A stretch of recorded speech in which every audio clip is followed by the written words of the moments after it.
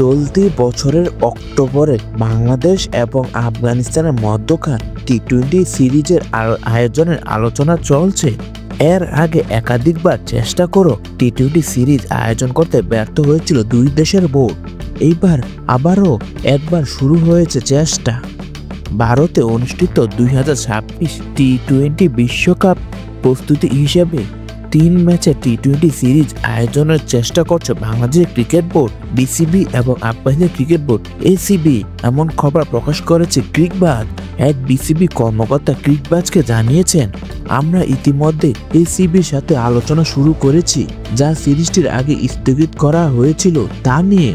আশা করি রমজানের শেষে আরও আলোচনা হবে। আশা করছি আমরা 3 ম্যাচ টি-20 সিরিজ খেলতে পারবো।